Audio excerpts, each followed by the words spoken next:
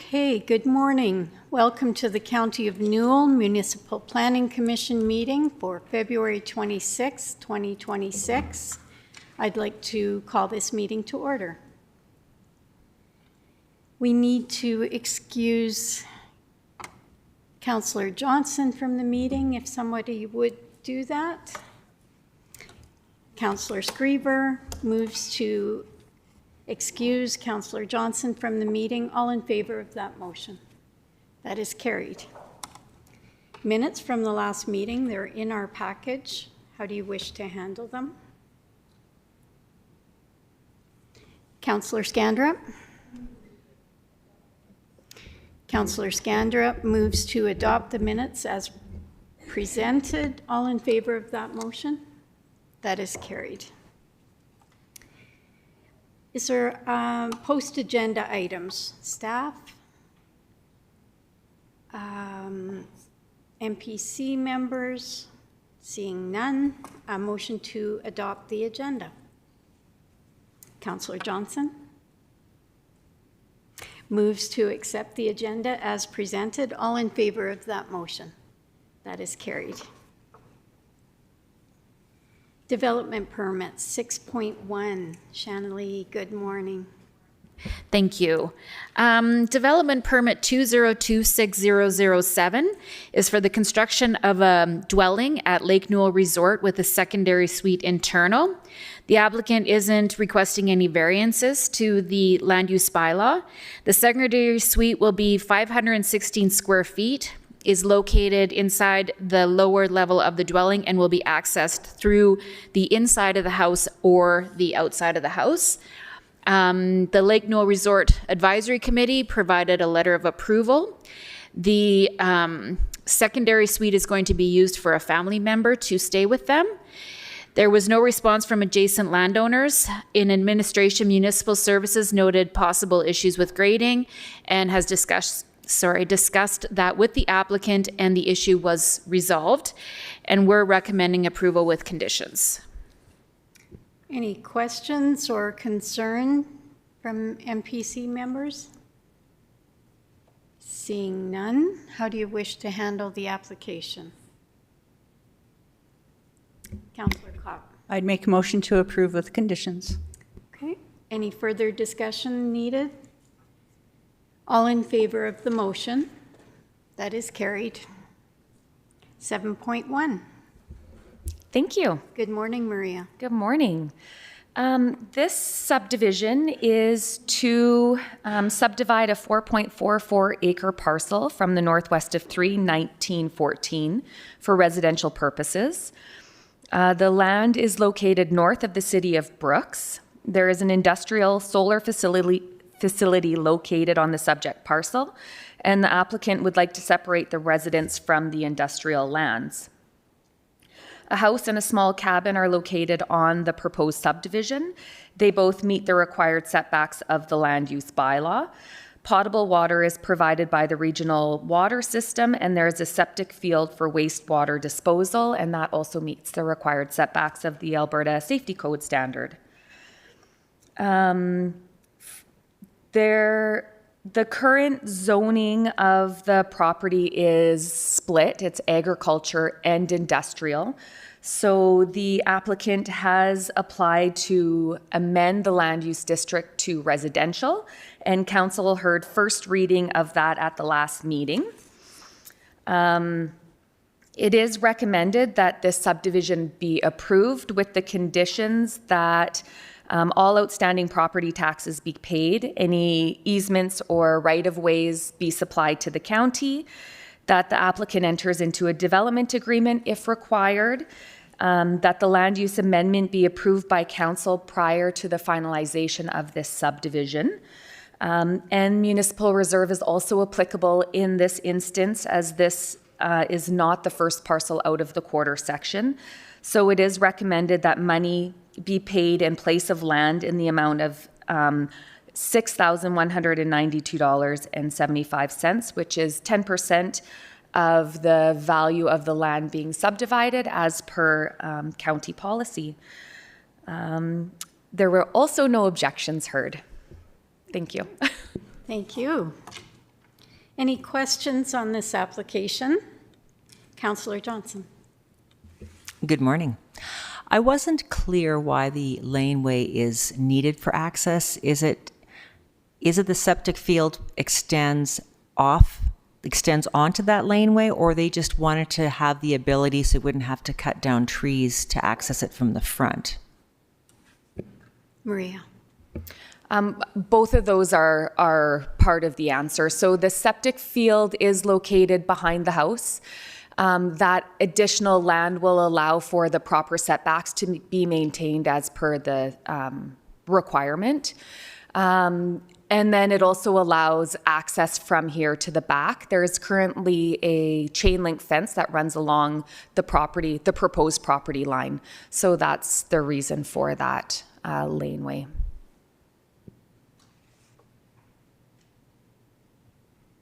Any other questions? No. Councillor Screever. Yeah, I'd like to make a motion to approve this with the conditions, with the reserve of the $6,192.75. Okay. Any further questions?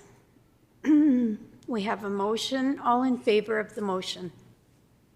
That is carried.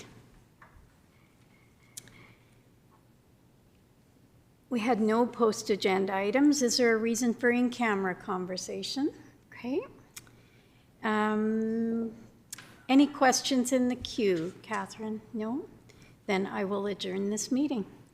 Thanks, everyone.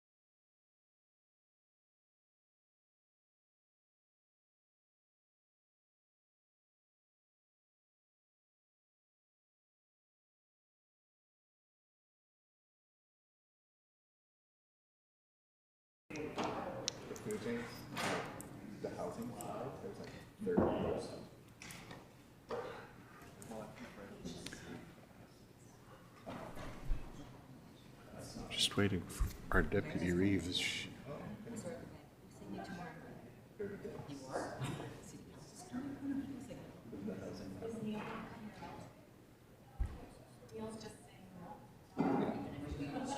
He's full.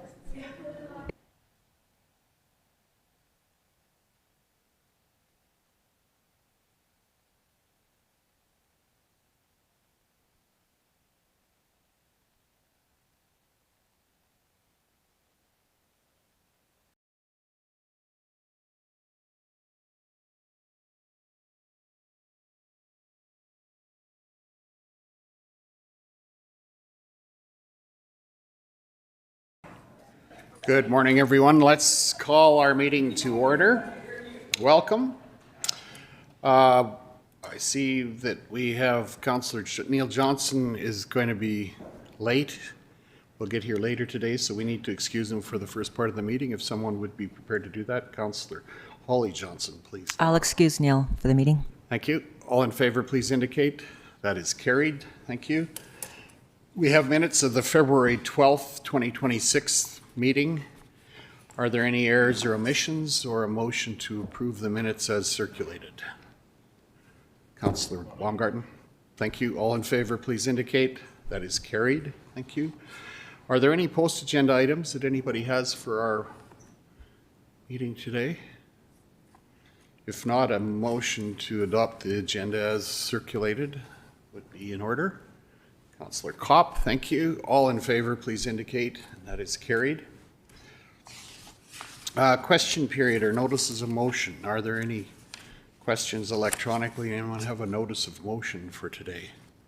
Seeing none, let's move right on to bylaws item 7.1. Bylaw 2104-25, road closure and lease. Maria, welcome. Thank you. The purpose of this application is to close the road allowances as shown in your package to facilitate current irrigation practices. This bylaw has received an approval to proceed by council on July 10th, 2025. The public hearing and first reading happened on October 9th, and we received Alberta Transportation approval on January 30th. These lands are located southeast of Bizano, and there are no residential developments in the vicinity of these road closures. It is recommended that the bylaw or that council provide second and third reading to bylaw 2104-25 as it allows the applicant to utilize their land and additional road allowance to the best of their ability, and it has been approved by Alberta Transportation. Thank you. Thank you. Are there any questions or someone prepared to move second reading of the bylaw? Councillor Christman, motion? Yes. Thank you. All in favor to approve second reading? That is carried. Thank you. And similarly, third reading, someone prepared to, Councillor Johnson, please. I'll move third reading. Thank you. All in favor, please indicate. That is also carried. Thank you. Let's now move on. We have two presentations, item number 8. Let's move on to agriculture. Thank you, Maria. Agriculture services business. I'll welcome Mr. Todd Green. Welcome. Good morning. Good morning. Hope everybody's having a great Thursday. Lots of smiles around the table. That's good news. Thanks for bringing us down, Greg. Appreciate it. Councillor Screever, appreciate that. Just have a few quick things for us today. Apologize for not being professional sometimes, Councillor Screever, Reeve, Dirksen. I think our first one up is the legislative appointments for our new manager of agricultural services, Catherine Hawk. So we do this every year, as you guys know, for our seasonal employees that are going to be working under the Weed Control Act and the Agricultural Pest Act. Catherine just so happens to be lucky enough to also work under the Soil Conservation Act. So looking for 3 wonderful motions. In order for her to do her job effectively, we do need to make these motions. So hoping for some quick hands. Are there any, I see that hand. Councillor Scandero, please. I'd like to make that motion for Mr. Green. For the Inspector for the Weed Control Act, correct? All in favor, please indicate. That is carried. Thank you. Similarly, 9.1.2, a motion with regard to the Agricultural Pests Act. Councillor Screever. I will make that motion. Thank you. All in favor, please indicate. That's carried. And similarly, for the Soil Conservation Officer position, Councillor Baumgarten. Yeah, I'll make that motion to point her to the Soil Conservation Act role. Thank you. All in favor, please indicate. And that is carried. Thank you. Thank you. Very painless. I appreciate that. All right. So the next thing, can I continue, Reeve Dirks? Yes, please do. Okay. Thank you. The next thing was just an additional funding request that came to me from the Foothills Forage and Grazing Association.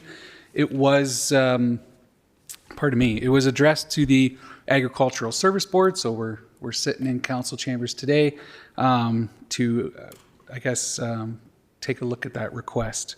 We have been partnering with Foothills Forage and Grazing Association for a few years to the tune of $2,000 as a donation to run their programming, but we also have partnered with them on other projects. So the one that I put in here, the one that came to mind, we did a producer funding workshop in Patricia. It was well attended. It was great to have Sonia and the Foothills Forage team do most of the legwork for that. And then we just pick up some of the additional costs. So maybe there's lunch, maybe there's a hall rental, that kind of thing. That was how we had set it up initially with Foothills Forage, is we would give them a donation and then help cover costs when we do things locally. Austin and Sonia have been working hard to put the Pasture Power Up Day together for 2026. So again, in the budget, I had the $2,000, and then Austin has been spending money on chemical and time and equipment and that kind of stuff to host that locally. The request was for a full $5,000 donation instead of the way we're currently doing it. From ours, or at least in my opinion, from our side of things, it works really well. We probably are still investing around that same amount of money. We just invest that extra $3,000 when it's specific to our ratepayers. So there's benefits both ways, I'm sure, but I wanted to bring it forward today to discuss. Thank you, Todd. Go ahead, Councillor. Hi, Todd. So would you say on a yearly basis we're spending roughly an extra $3,000, or can you give some figures to that? Not really good figures because we don't track it the same way. I would say that in 2025 we spent more than $3,000, but in 2024 we likely spent less than $3,000. So it's kind of a little bit of a wave. We didn't spend a lot of money on chemical last year, but Austin's time and the trucks and the sprayers and all that kind of jazz does add up pretty fast. So yeah, definitely over 3,000 in 2025. But yeah, before that, probably less, maybe like 1,000, 1,500 kind of thing would be a more normal. But this year, again, 2026, my projection, I think Austin and Sonia have a budget, and I think we're probably closer to 2,500 additionally just for that project alone, for busing and food and speakers and things. Okay, thank you. Councillor Screever. My thought is I think the amount that we're giving right now is fine, and then we can do one-offs as we go through, and just to give them an extra $3,000, and who knows if it's going to be spent in our area or not. Likely not. Maybe it will be. It's hard to say, but at least we have some control over that. And there may be, if it encourages projects to be done rather than a carte blanche $5,000. If we give the $2,000, then yeah, then we can be picky and choosy on the functions that we do want to participate in. So I'm for the 2,000, keeping it as is, and then funding, helping fund as we see fit for special events and projects. So you make a motion as per the recommendation? Were you making a motion? Yeah, I can make that motion of the 2,000 and then yeah, option 2, keep it as is. Yeah. Yeah. Okay, thank you. Councillor Johnson, please. Should there be some discussion on giving them an incremental increase to say 2,500, given that, costs are continually going up and we want to be supportive? I think going to 5,000 is a little much, given that we are doing the partnering you're talking about, but I don't see a problem in increasing it to 2,500. I'm perfectly fine with whatever. I think if nobody is familiar with the Foothills Forage and Grazing Association, they're a really great organization. They have very common goals as we do in our environmental programming. So it's a very synergistic partnership, in my opinion. So there's nothing wrong with whatever we do. I think we're happy to do, or at least from my side, I'm happy to do whatever. And I think too, they have brought increased activity to this area compared to what was there years ago, for sure. Yeah, Councillor Chrisman, please. My question was budgeting. How does it fly in the budget? I mean, we planned for the $2,000, so we can do either way. We'd actually, even if we increase to 2,500, I believe that the ASB to 622770 would have some additional room for an additional 500 or even $1,000 extra. We wouldn't have to make a total. Yeah, there's a little bit of room there. Reworking the budget. Did they indicate, follow-up question? Yeah, if I go ahead. may. Did they indicate what the increase was aimed at in the letter of request? It's interesting. I thought about that also, and I never went back to look at their original funding request. But in my head, I have this little aching feeling that they asked for $5,000 the first time, and we decided to take this route where we gave them a little bit less, but then we would spend money when they came to our area. Because when they first, the first discussion was they were kind of taking in our area. We were kind of on their eastern border, never really part of it. And then they had some extra capacity and they wanted to include us, which I think everybody should, because we're the best, and that's why they should include us. But because we hadn't done a lot of work with them before, we wanted to see how it worked. So that's why we went down this route. So I imagine it's the same thing. They utilize sponsorship as kind of unfettered money. So you use that to, whether it's grant applications or, office supplies, whatever the case may be, where you don't have to have a specific project to utilize it for. So matching funds is a good example. Okay, thank you, Councillor Kopp. In their letter, they're saying that they would like to have a multi-year strategic plan or business plan. So I believe that them asking for the extra funding is just so that they know what they have to work with and not having to beg as they get things set up. So I don't know. I would lean more towards giving them the 5,000. Okay, Councillor, thank you, Councillor Kopp. Councillor Screever. Is there any indication, are they strapped for cash? We don't have any budgets, or we don't have any financials? Normally, when we give money out, we require some kind of check and balance with that. They could have $1 million in the bank. We don't know that. So I just think that just because you ask, you don't normally get, is what my feeling is. Okay, probably, yeah. No, it's okay. Depends on the arena. Councillor Kopp. I can verify they don't have $1 million in the bank. They're ag funded, and it's always a challenge getting sufficient funding to carry on ag programs. It's we've been part of that for a number of years, so I know they do good work. Blaine's been to conferences they've put on, and I fully support the work that Foothills Forage and Grazing Association does. Okay, we have a motion for 2,000. That, I mean, I suppose it could be amended if we haven't voted on it either. So if someone, yeah, the motion is for $2,000. Any further discussion? Call for the question. And and if we're thinking of some other number and that's what you want to do, that's, I guess we'll deal with it as it. All in favor of the motion, please indicate. Opposed? Okay, the motion did not pass. So the floor is open. We have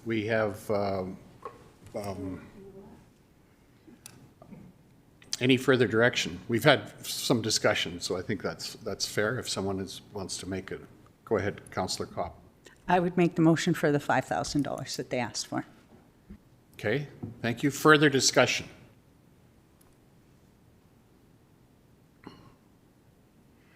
Call for the question. All in favor of the motion to supply $5,000 to the Foothills Forage and Grazing Association, please indicate. Opposed? Okay, that motion is carried.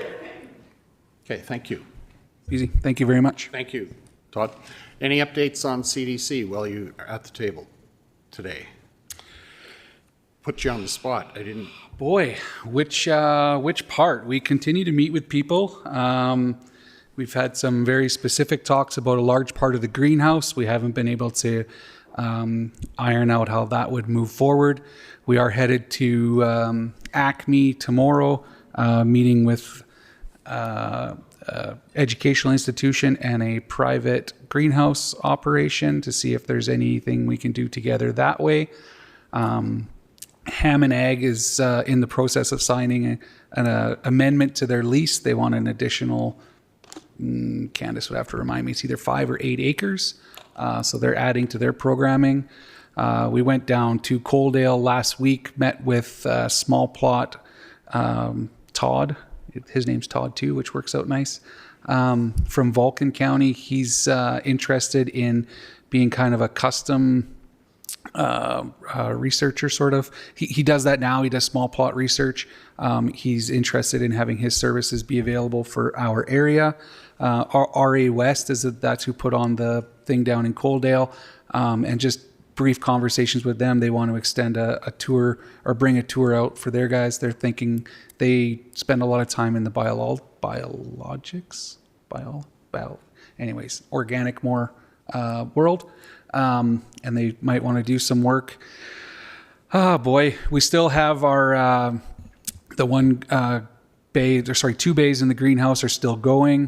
One is the private individual and the other one is our Lethbridge Polytech trial. And then, yeah, I think we're nearing, I'd say, the end of our sales push for the land. I think we kind of set about a March 1st to 10th deadline. We got to put the land out for tender for other uses if we don't have anybody utilizing it. We're going to farm the Lendrum farm on our own, just because we think there's, in the small plot world, it's a little bit different than in the applied research world, where our other sites are more geared towards applied research, just based on size and availability of space for those kinds of things. So the Lendrum farm will farm ourselves, and the others will put out for tender. So not really exactly what we want, but it is a way forward. Boy, I'm trying to think of all the other great things. Yeah, some of there's been a ton of projects out there that are wrapping up. We're hopeful to hear more in today's budget announcement if there's some additional capital spending from the province. We have earmarked a request to them for specific projects, and we think those projects are very valuable. We don't necessarily want to go that or row that hoe that row on our own. So yeah, anyways, we're hopeful for that commitment from them, but no ginormous big news. We have Mangela Bandera is going to be back again utilizing his space. So I think there's another 14 acres there. There's a company doing, or a fella out of Victoria, Vancouver. Anyways, out in BC, they're doing a Prussian carp research trial at Lake Newell Resort. So we have him in the lab portion of the potato lab. So we're excited to have him in there for 4 months. So it's just, yeah, lots of little stuff, but it's all continuing to, I think, move forward positively. Great to hear. Thank you. Any questions for Todd? Seeing none. Thank you for your report this morning. Let's go on to item number 10.1, Planning and Development Report for the 2025 year in review. Welcome back, Maria. Thank you. Maybe I'll just hit on some of the key things and then you can ask me questions. So the main thing, development activity in the County of Newell remains strong. As far as development, new development in the county, we had a new market garden in 2025, an online retail operation, which is someone who finds deals and then sells things on Facebook, and their property is kind of the meeting location. So when I looked into it a little bit, it kind of reminded me of Uncle Wiener's. I don't know if you guys are familiar with that place, but anyway, you can find anything there. So this is kind of the same idea, I suppose.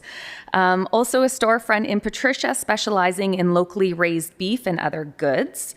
There were 3 new self-storage businesses. We had 2 new home-based businesses. So these are businesses that are run out of a residential property, one in Rolling Hills for small engine repair and another dog and cat grooming business. There's 2 new agricultural processing businesses focusing on organic fertilizer, one in the Martin industrial area and the other one north of Bizano, which was that fly fertilizer business. There were approvals for auto wrecking and parts in the Raylor subdivision and a vehicle repair business specializing in paintless dent repair. I'm not sure if they're still up and running, but that's got set up after the storm. So they were here trying to help us with that. We issued 11 development permits for oversized ground-mounted solar installations. And we also, based on that, did a land use amendment to increase the size so that there wasn't so many coming to MPC. We saw 10 new single-family dwellings, 9 manufactured homes.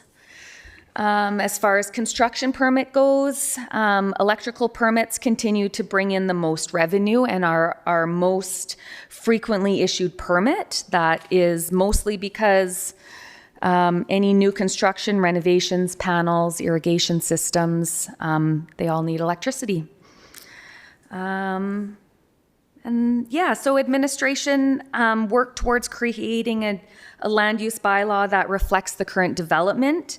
So there were a few land use amendments to update the land use bylaw to help reduce red tape and get things moving along a little bit more quickly.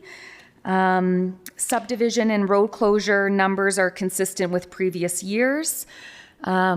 We started working on a road closure project that we hope to bring to council for consideration into 2026 to get people who are irrigating road allowances kind of across the board online with road closures. That was P&D 2025 in a nutshell. Thank you. Good report. Are there questions or comments? Councillor Chrisman, go ahead. Maria, we had a suggestion from Planning and Development that back in September that we haven't seen come to fruition or come back to council. There was questions and you were going to work on it again. And it was about construction. You know the bylaw I'm talking about. Okay, can you comment? Go ahead. So that was for the permitting of agricultural buildings. Thank you. So we brought it to council. We listened to some ideas, and now we're currently in the works of trying to figure out exactly how that is going to look. So we do have a pretty great draft. It's just running through the people and the eyes and making sure that we are all on the same page before we bring it back to council. I think that will hit a cow meeting before we bring it to council, potentially. Okay, thank you. Councillor Johnson, please. Hi, just wondering when you had the new permitting business, I can't remember their name, a couple weeks ago here, did you have much community people coming out to meet them and their new processes that evening?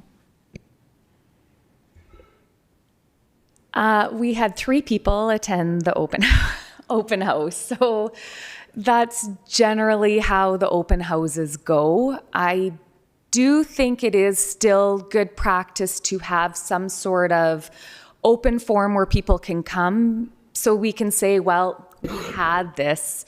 We invited everyone to come. So the people that did come, I think, were happy with that the inspectors were available. There was great discussions, but no, it wasn't as well received as we had hoped. Okay, thank you. Follow up? Yes, a follow-up. So I think it was a year and a half ago, you had an event outside, which was with the previous permitting company, and there was, you could pay your taxes. It was kind of an event. Are you looking at doing that again? Did you see that as being more successful? Go ahead. I do think that that was successful. I think that was more of a county-wide initiative. And so that is potentially something, I guess, that could be looked at. Yeah. In this case, we wanted to, get them right as they started. But I agree. Okay, thank you. Any other questions? Comments? Seeing none, we need a motion to accept the planning and development report as presented. Councillor Kopp, the accept motion. All in favor, please indicate. That is carried. Thank you. Thank you, Maria.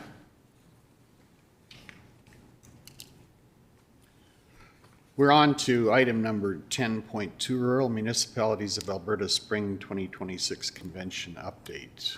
Ariana, please. Thank you. Not much of an update. This one, everyone's registered and your hotels, who's going, so that is under control. So the only thing I'm asking is list of attendees for meetings with ministers. We only have one meeting confirmed so far, and that is with Environment and Protected Areas on March 16th at 5:00 p.m. They say only 3 people can attend that just due to the space constraints. I haven't heard back from either Municipal Affairs or Technology and Innovation, but you can select attendees at this time because they're going to ask for it anyway. So that is what I'm asking for today.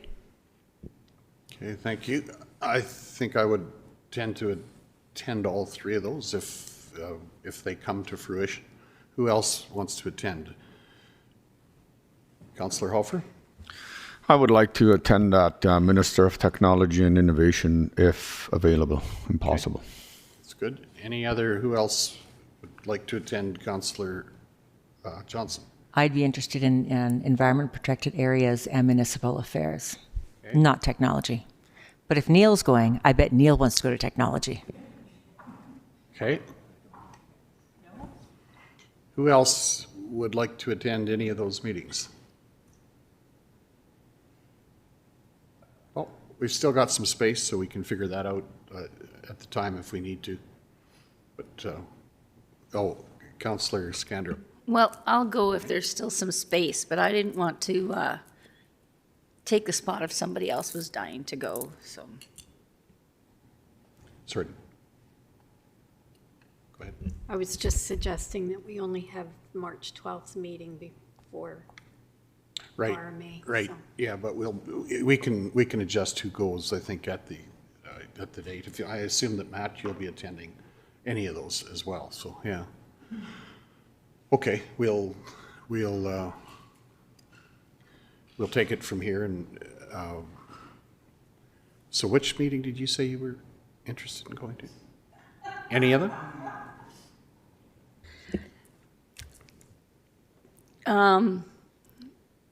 To be honest, I find, it's great to get to meet the ministers, but I just find that the meetings don't really seem that productive to me. So Okay. it doesn't matter which one I go to. I mean, they're interesting, but I don't find them very productive. Okay, no, that's fine, but like I said, we can add to the group if we need to later. Okay, thanks, Ariana.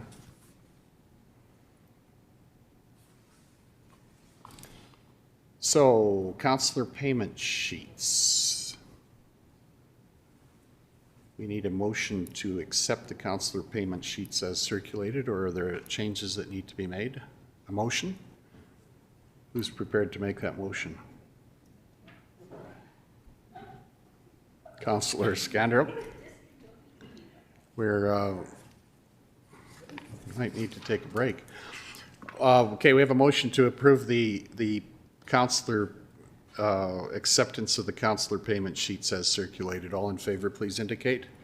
That is carried. Thank you. Requests for functions of council. Are there any?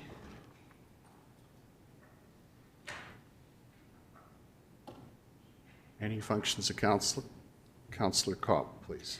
There's the Halo AGM on March 26th. I don't know if we want to designate someone to go and make that a function of council. I think it could and should be. Do you make that a motion? Okay, all in favor, please indicate. Do we have, the motion was that the Halo AGM become a function of council for an attendee. Yeah, for one. Yeah. That was my question. Yeah, Councillor Johnson. I was just going to mention that is day one of the NREMP Phase 2 retreat. That takes somebody out. We don't, right? But it takes probably Arno out or somebody from attending, I think. I don't. Let's clarify that is on our agenda for the 26th and 27th, right? And that's actually not when it should be on the agenda, right? Is that, Ariana, go ahead. That is correct. They moved that to the 23rd and the 24th. Right, and Councillor Baumgarten and myself will be there on the afternoon of the 24th from 12 to 4:30. We don't need to be there on the 23rd, so that's a changed agenda. Go ahead, Councillor Cobb. So none of us need to be there on the 24th? We're off the hook? Yeah. Oh, lovely. Yeah. Question. Councillor Johnson. So if none of us are there, how do we get updated on these processes which are coming along? So there's lots happening, and I'm curious to know how we fall into this. Oh, Matt, go ahead. Yeah, your trusty REAC committee members will bring back an update after the exercise. You'll also be seeing some administrative work that needs to be complete for final updates to the plan. So the plan, bylaws, that'll be hitting a future council agenda, and you'll have Lane unpacking that all for you. Yeah, so there will be further updates coming as that plan gets fully developed, right? And I think primarily that's an operational plan that we have people taking care of on our behalf. It's just a matter of awareness, I think, for those of us who are elected. Okay, any other functions of, we need a representative to attend the Halo AGM. Do we have a volunteer? Councillor Kopp, you'll go? Yeah, I'll go now that I don't have to worry about that emergency thing now. Great, Yeah, yeah. okay. Good. Any other functions of council? Matt, go ahead. Yeah, through the chair. I just kicked off, and this was shared with me by Mitch in Brooks Newell Region Economic Development. On March 4th at the Calgary Petroleum Club, there is a digital innovation forum. I just shared the agenda with you in your emails. Flavor of the day is data centers. It looks like this is a pretty great spot to spend the day if you have interest. I told Councillor Neal I would bring this up as a consideration for council. I think that's one I'd be interested in attending if we're going to do that. I have not looked at this, but I've heard a little bit about it. Is there any more information that you can share with us? Pardon me? When is this? Oh, the 4th. Wednesday. Okay.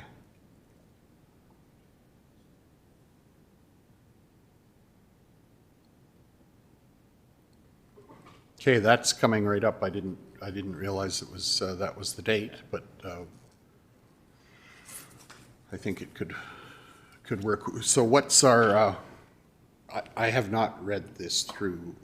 Go ahead, Matt. Yeah, at a high level, I mean, it's a good place to show up and learn about what's going on in MD of Greenview. They'll have their economic development guy there talking about Wonder Valley. Minister Nate Glubish, Minister of Tech and Innovation, will be there for a keynote speaker. You've got Assistant Deputy Ministers, Chief AI Officers from the Government of Alberta making presentations, opportunity for networking, conversations about gas supply to data centers. It looks like it'll be a pretty good one-day session to get a schooling on all things data centers, Bitcoin, power generation, everything that's kind of happening in Alberta. Okay, I would agree, and probably part of the value there would also be the people you'd meet, just the connections that would be made. Councillor Screever, go ahead. Yeah, I'd be interested in going to this. I think it'd be a good day. It looks like a very impactful day. So yeah, if I don't know if Councillor Johnson is interested in going too, we could go up together. But yeah, if we're willing to make that as a function of council, I'd be open to go to it. You make that a motion? Well, I'm making the motion for me to go to it, I guess. So yeah, well, for sure. Yeah, I would like to. Council, yeah, for sure. We need to stipulate how many people, or? I think, it's a one day. It starts at 7:30 in the morning, so it would be almost good to go up the night before, because that'd be a pretty early morning to leave. But yeah, I think two of us would be okay. Okay. I'll make that motion. Okay, all in favor, please indicate. That's carried.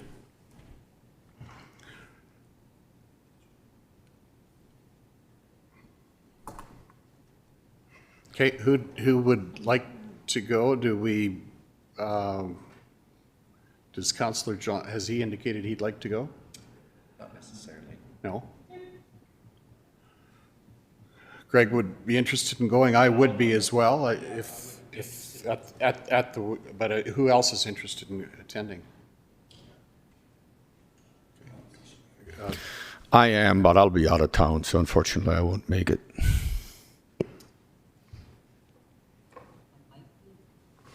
I might be able to, but there's something else at the same time, so I figure which is going to happen. Okay. Well, I could attend with Greg if that's the wish of council, or unless. Okay. Okay, Ben, go ahead, please. Can we nominate Neil to go, as I'm pretty sure he'll probably want to be there?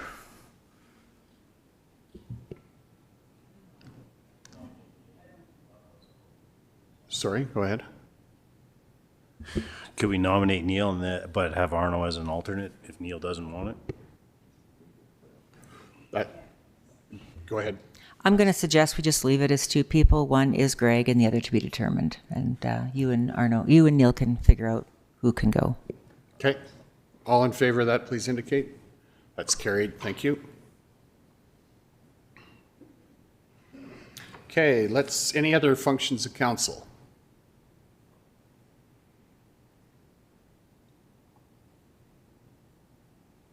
Seeing none, we will move on to committee reports. There is one circulated. Are there any questions? Are there any other committee reports? I have not seen the page. We're pounding through this agenda pretty quickly this morning. I'm going to, Councillor Skander. Can I suggest, since that didn't get around like it should, that we maybe take 5 minutes? Let's take 10 minutes, and we will reconvene at 11 o'clock when we have a delegation attending, okay? And we'll take the committee reports later.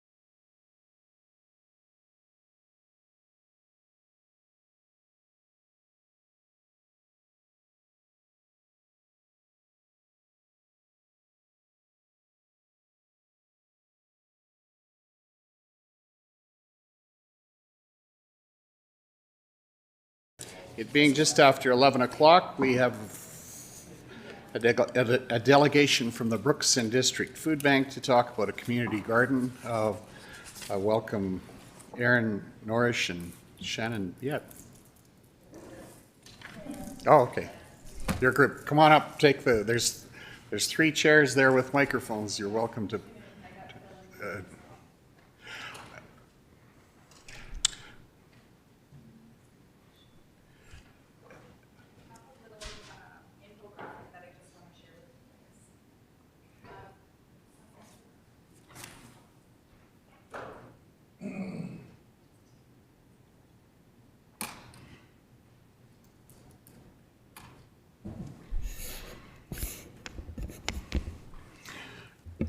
welcome all of you. I'll ask you first to introduce yourselves, and then we'll go around the table and introduce ourselves too. And I've got a good memory, but it's short. So I know Dwayne, and I've got Aaron's name, but I forgot. You're going to go ahead and introduce yourselves, and then we'll introduce ourselves. Sure. Yeah, I'll introduce. Sure. Yes. Thank you.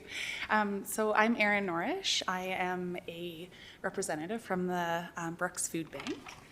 And then beside me is Dwayne Perkins, and he is going to be our key contact for this project within the food bank. And then we have Phil Lunn, and we've recruited him as the manager for our proposed garden plot. Good. Well, welcome. We'll introduce ourselves, and then we'll ask you to give your presentation. Go ahead. Good morning. Adina Scandrup, Division 2, the hamlet of Tilly and surrounding area. Morning, Ben Hofer, Duchess, Division 8. Good morning. I know all 3 of you pretty good, I think. Greg Screever, Division 5, Lake New Resort, and south the Brooks around the lake. Hi there, I'm Kelly Chrisman. I'm Division 6, the northwest side of the county. I'm Arno Dirksen, the GEM area and the rural area around the village of Rosemary. Welcome, Matt Fensky, Chief Administrative Officer. Good morning, Holly Johnson, Division 5, the areas of Scandia, Rainier, Bow City, Castles, and Antelope Creek. Morning, Dan Baumgarten, Division 1 around Rolling Hills. Good morning, I'm Lynette Kopp, Division 3, the Patricia Millicent area. Hello, Ariana Nielsen, Executive Assistant. Hello, Catherine Siakla, Communications Officer. Good morning, Sandra Stanway, Brooks Bulletin. And in the gallery, we have Candace Woods and Mr. Todd Green and Mr. Lane Johnson, as well as Shannon Biette.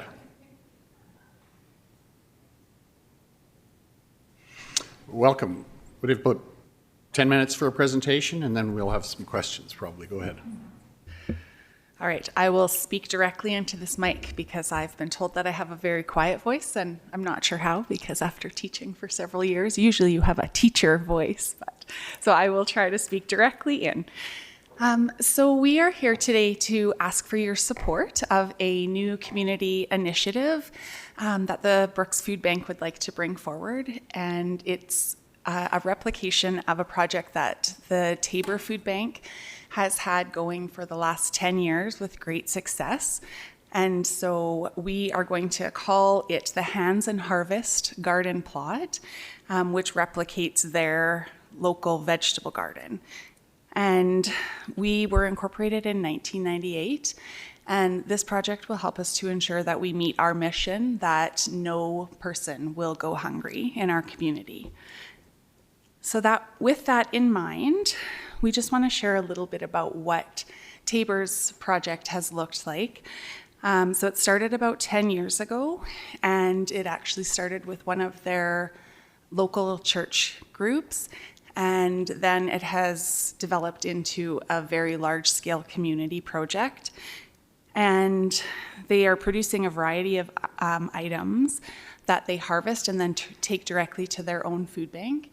Anything that is in excess of what the local food bank can use is then shared with partnering food banks across Alberta.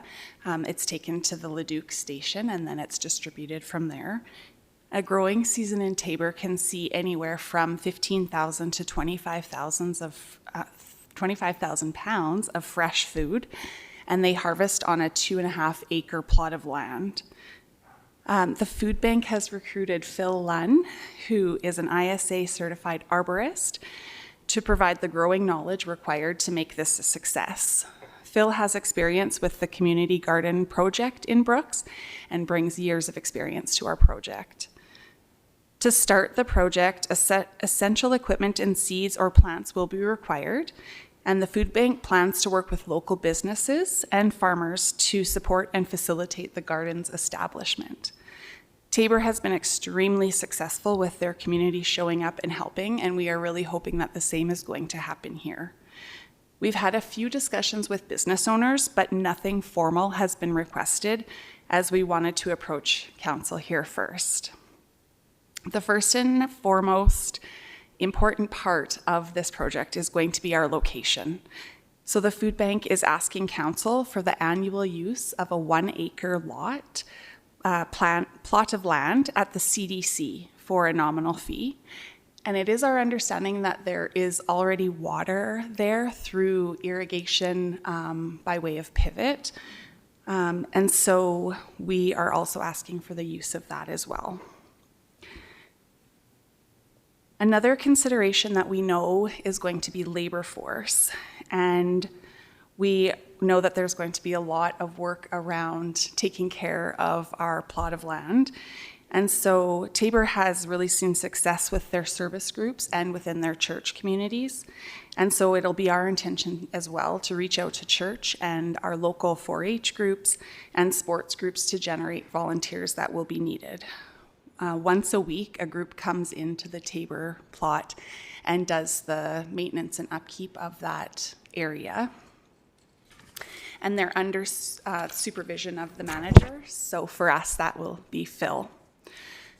Our vision is to recruit enough volunteers that each group will only be asked to come once or twice per growing season. And then there's a large harvest event held at the very end. You might be familiar with Tabor's is called the Hose, and I can't remember the exact name, but they have a very large scale event every year in August. To support the volunteers, we will also be looking to set up a shed and a shipping container to store our gardening supplies and have a place for our volunteers to rest with some picnic tables and a fire pit for some hot dog roasts. We are hoping that these volunteer nights are going to turn into much more than just there to tend the garden, but be a place for our community to come together and gather and bring everyone to one place where we can strengthen our relationships and increase the public engagement for our food bank as well. We have had discussion regarding some grant applications and some additional funding, but we haven't taken any of those formal applications yet because, again, we wanted to meet with council first. This is going to be a very positive undertaking for the food bank and for our community as well. And we thank you very much for your consideration and your time today. Okay, thank you. Are there questions? So do I understand you don't have a specific ask from us in terms of funding or anything like that, just space at CDC, which... That's right. Not a specific dollar value, but we're asking for the 1 acre Right. At the CDC and then the use of the water resources as well. Okay, well, that's, appreciate you coming in for that. Have the details of that been discussed with our staff at CDC at this point? Candace, do you?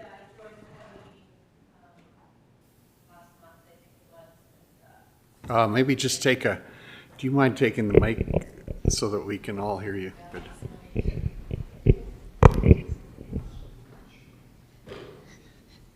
I did sit in on a meeting last month with the food bank, so we did have some preliminary discussions about where it could potentially go. And there is a space that There is a space we have in mind. It would need to be tilled. It's right now prairie grass. It would not have access to the linear pivot. It would be under hand move pipe. Okay, which would probably be appropriate for the type of space that you have anyway. That makes some sense, at least from my perspective. Then you don't have to wait for the linear equipment to be over top of the space, right? So, yeah, sounds good. Okay, Councillor Screever. Thanks for the presentation. I know this checks a lot of boxes for me as far as community involvement for the CDC, and I like the idea that there's a plot and then the community aspect and place to congregate and fellowship, that kind of thing out there. That's what it's for, and it's designed for that. Is there? You said that Tabor has a 2 acre plot. Would there be? Depends on how this goes. Would you be looking at expanding to something a little bigger later on, or just gonna test the waters first, or? Yeah, thank you for that question. It's a 2.5 acre plot there. And yes, our plan was to start just with the 1 acre, and then we would like to look at building larger scale as we see how things go and get an understanding of what grows best in what growing seasons. Phil will be able to guide us on that. But then we have also talked about down the road, potentially moving into looking at that greenhouse space. But that is far down the road for us. Great to hear. Go ahead, Councillor Johnson. Good morning. There has been some other community gardens in Brooks. There was one with the Christian Reformed Church. There was in a different location. Was the food bank not involved in any of those ones in the past? Go ahead. I can't speak to that specific without talking to our manager, MJ. However, I will venture to say I don't believe so. In our conversations, those have been more community. Phil, would you be able to speak to the community garden that you were just a part of? Yes, the edible garden, we created that 5 years ago. And basically why we created was for people to be able to come in, like Filipinos, people from Colombia and everything else. We had different types of vegetables. So they could come in and help weed, help grow, and then can take the vegetables as they want. Not in large amounts, but just come in. And they could sit there. We had picnic tables there and everything else. They could sit there, have their lunch and everything. It was just basically a community thing. But the city was the one that put it on and that. So there wasn't enough vegetables to go to the food bank and that, but yeah. Okay, thanks. Go ahead, Councillor Johnson. I'm just curious because I'm a gardener. So you're talking about harvesting, a big harvest in August. So are you growing mostly root vegetables and things like you're not growing peas and beans that have to be picked and lettuce? Like, what's your vision? So basically, my vision is to do more root vegetables that are going to last a long time, like potatoes, like squash, something that, not more like that's just going to be like the carrots and stuff like that. You can get that anywhere, but more of the root vegetables, right? Something that's going to last, they can take it home, and then it's going to last some few months of that kind of stuff. That's my vision anyway. So I can add to that too, kind of what I've volunteered at the food bank as well and on a board, and what we're really trying to do is grow the stuff that we do not get, the vegetables that we do not get on a regular basis too. We're trying to change what the food bank is giving out. We're trying to go more healthier and everything like that. So like what Phil says, we're going to concentrate on a lot of that stuff, that we don't get, that we can pass out. And if we have any excess food, we haven't brought that up, but Leduc will actually come, City of Leduc comes and picks up any excess that we will not be able to handle, and they distribute it amongst the other food banks and throughout Alberta as well. So, yeah, no, that sounds good. Great initiative. Go ahead. As well. In our meetings with Tabor, they did share with us that over their 10 years, they've tried all sorts of different vegetables. They're experimenting every year. I think they said this year last year they started seedlings for asparagus. They've tried all sorts of things. So they have done tomatoes, herbs. They've moved into lots of the root vegetables for sure. Surprising to me actually was that they also grow, I think that they said a quarter of their acres were corn, which I thought, because Tabor is the corn area, that they wouldn't grow their own corn, that would be more of a donation type thing from the Tabor community. But corn, they don't grow potatoes because there's such a hefty donation of potatoes. Okay, thank you. Councillor Chrisman, you. Yeah, just a question, I think, for staff, if I can. Sure. Would this plot be accessible 24/7 for the group to work with? Yeah, we would give them a fob so they would be able to come in and out as needed. It would be within the gated part of Lundrum Field, so it won't be accessible to the public. You would need fob access to get into the compound. Thank you. Okay, thank you. Any other questions or comments? Oh, Councillor Hofer.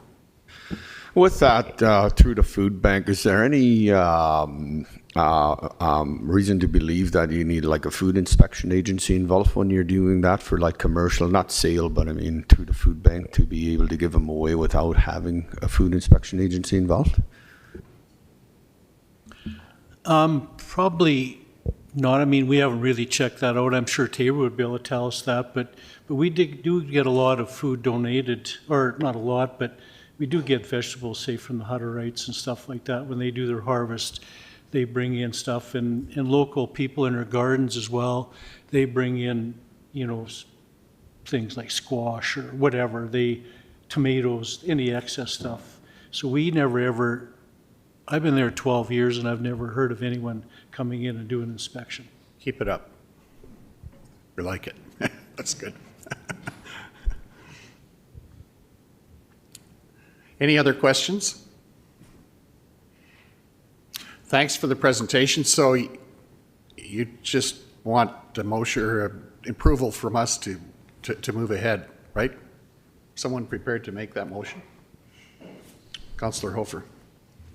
I'll make that motion. All in favor, please indicate. Okay, that's carried. Thank you for your good work, and we look forward to the success of this venture in the future. I know that when over the last few years, as the eventuality of CDC becoming available to the community again was a consideration, this is one of the things that was talked about, but we're glad to see you make it action. Yes, yeah, thank you so very much for that. Thank you for your presentation. Might as well go on the next one if they're here. Yeah.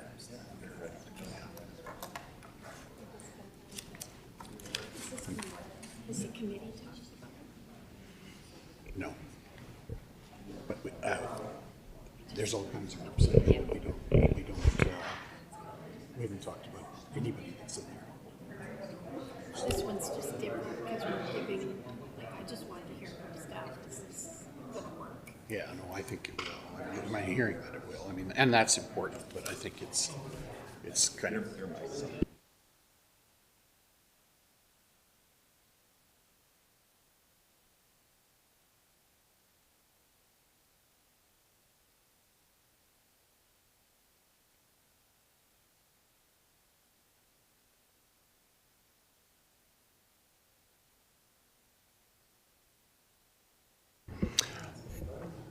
Okay, we're a little ahead of our 11:30 schedule, but I think our group from the Brooks Housing Community Affordable Housing Sector is here, right? Why don't you welcome?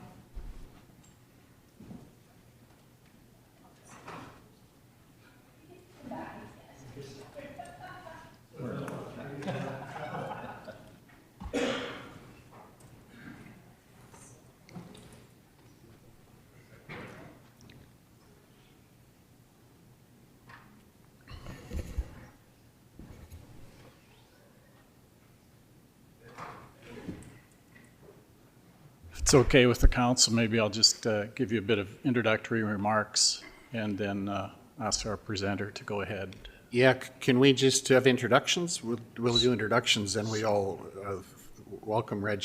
Neil, why don't you start, and then we'll have everyone introduce themselves.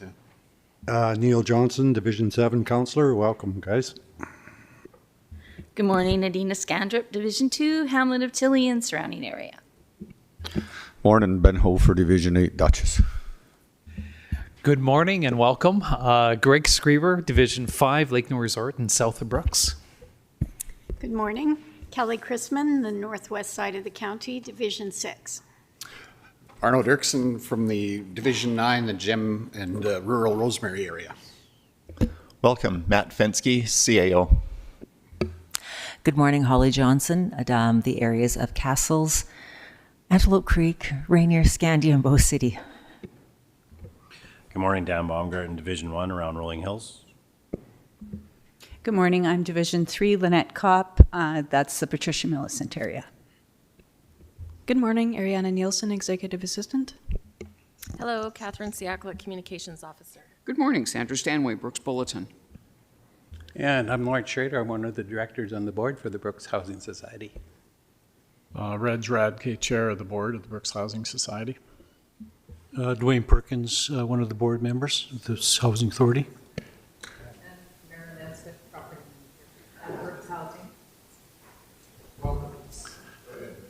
So, good morning and thank you for your time. Today we'd like to, I guess, probably do two things. One is just give you some general information about the Brooks Housing Society. We find that many people aren't aware of who or what we are. Secondly, give you some background information on our proposed building expansion plans. And so ask Lawrence Schrader to go through a PowerPoint presentation is fairly quickly, and then if there's any questions. Thank you. Yeah, okay. I'll be going through a number of slides. We hope to have a little bit of time at the end of the presentation for questions and answers.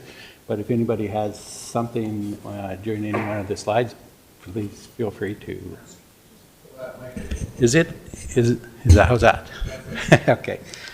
All right. Do we have a time? How much time do we have? So gauge how fast I want to go through this. 10 minutes for the presentation. Yeah, and sure, I can make it through in 10 minutes. Yeah, that works. Sure. Okay. So the first thing I want to discuss is the vacancies in Brooks as far as rental property and some of the rent rates. So we've gone back to CMHC 2024 data where they showed a 1.9% vacancy rate. 2025 they showed a 2.5 rate. We had some discussions with the City of Brooks. They said that they're still pretty much using the 1.9% rate percent vacancy rates, and they gauge that anything less than 4% is a landlord's market. And then as far as the rental rates, we went to CMHC, got some rates through them. The government of Alberta in 2024.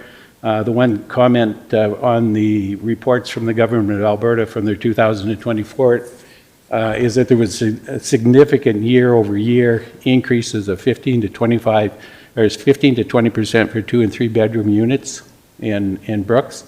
The Newell Housing Foundation does an annual survey of what the market rental rates are doing in Brooks. So we received those from the Newell Housing, and if you kind of look at, say, the 3 bedroom rate for all 3 of those sources are pretty consistent. Okay. There's also been a fair amount of activity, as everybody knows, on some current construction activity. City reporting through 2024 to 2025. There's some 73 units that are being completed, 105 units that are approved and under construction, 210 units that are approved but not under construction. It's for a total of 388 units. So if we look at the new rental units developments and the impact that might have on affordable housing, while the number of market rate units have increased some 34% over the last 5 years, there's still a very tight vacancy rental market in Brooks. And with the new rental units planned or underway, not any of that is really for affordable housing units. So there's still a demand for that. And then many of the low-income renters do not have the financial ability to afford the market rental rates that are currently on the market. This is a somewhat aged report. Some of you may be familiar when it was put out. This was done by the City of Brooks in 2019, which was the Affordable Housing Report. It was commissioned to identify current and future affordable housing or supportive housing needs. And at that time, they had a current inventory for Newell Housing, Brooks Housing Society, Champion Center, Women's Shelter, Habitat for Humanity, and other spaces. What they did identify out of that report is that there was some 707 units of affordable or supportive housing available, but there was a need for 615 additional affordable housing units. And that was for that category, if you look at those, for the category of the income earners less than $45,000 a year. So again, these are who we see as basically the affordable housing sector, and I've just named those in the previous slides. But we take it down is to the two primary providers in the City of Brooks is the Newell Housing Foundation, which have 356 total units, the Brooks Housing Society with our Prairie Village complex, 87 units. But there's a substantial difference between these two. If you look at how the Newell Housing Foundation is broken up with their 356 units, the majority of those are targeted towards supportive living units for seniors. I'm going to show you some slides here in a minute that most of the tenants within the Prairie Village complex are working families. So there's quite a bit different. So if I look at the Newell Housing, there's probably only 41 units, and maybe the 2 life lease homes that they have that would potentially be working families. The rest are seniors. So while the market rental units is improving, we're not seeing any new purpose-built affordable housing that's coming onto the market. Since the 2019 Brooks Affordable Housing Report, neither the Newell Housing Foundation nor the Brooks Housing Society have provided any expansion units to address those needs. And in fact, when we look back at it in the past 17 to 20 years, neither Newell Housing Foundation nor Brooks Housing Society have provided any expansion of their units. So the wait list, when we look at affordable housing from the primary providers, both the Brooks Housing Society and the Newell Housing Foundation, they both have continuous wait lists. There's always a long list of people trying to get into those units. Notably, there's a lack of the larger units, the 3 and 4 bedrooms. Those are just not on the market, and we certainly don't have any that are typically available. And there's just a continual lack of housing stock for the below market units that are available. And local planners have explicitly noted that affordable housing remains a major concern. There is an eligibility and income threshold. There's threshold levels that are put out by the Alberta government to ensure that there's fair and accessible housing for the qualified applicants. Their threshold levels for 2025 basically go from anywhere from $65,000 and lower for 1, 2, and 3 bedrooms.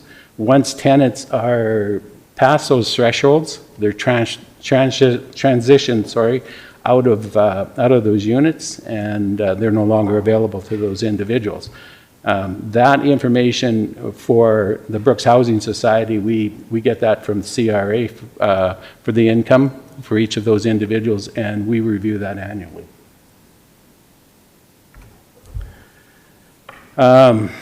And so I guess the question is, why does housing shortages matter? Certainly to the community and economic impact to the community. Those shortages limit workforce attraction and retention to the community.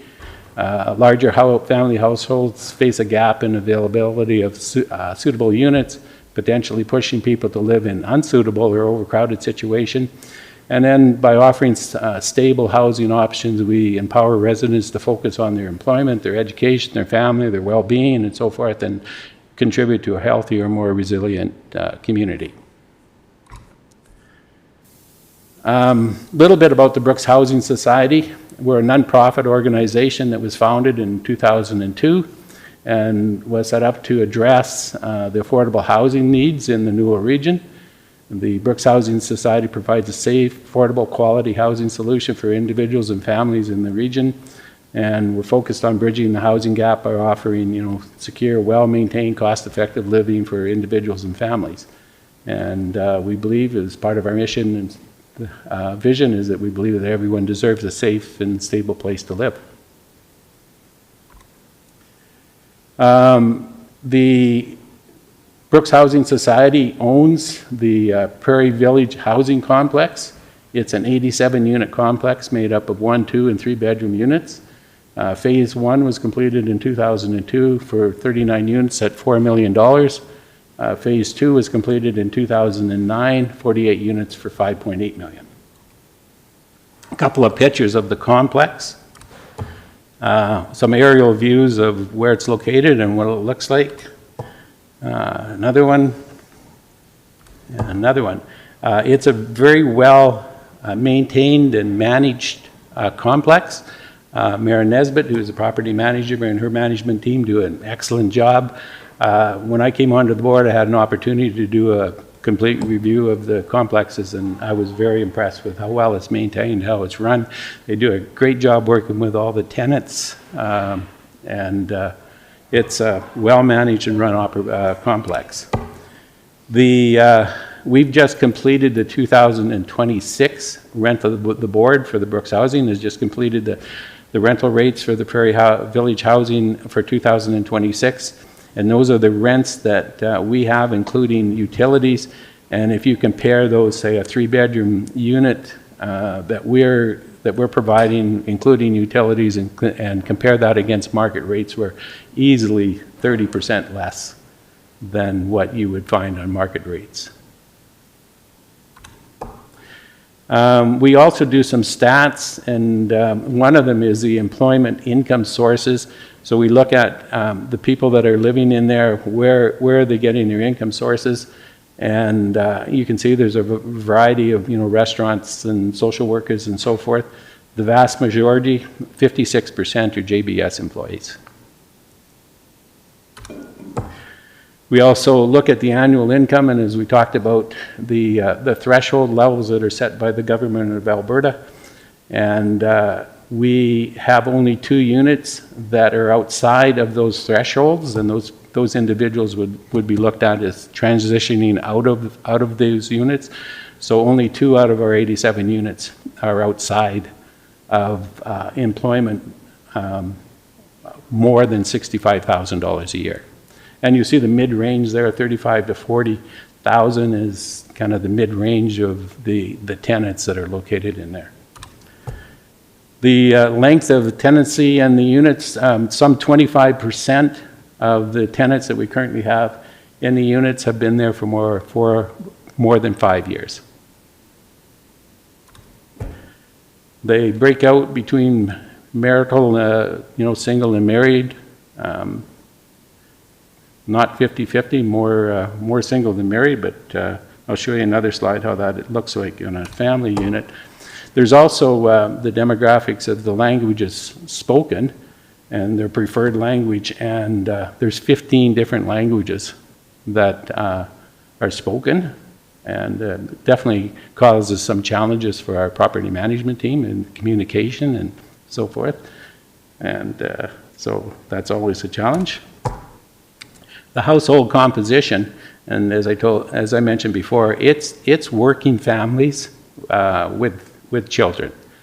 You'll see as we broke this out between single and married, you see a lot of single parents that are renting units.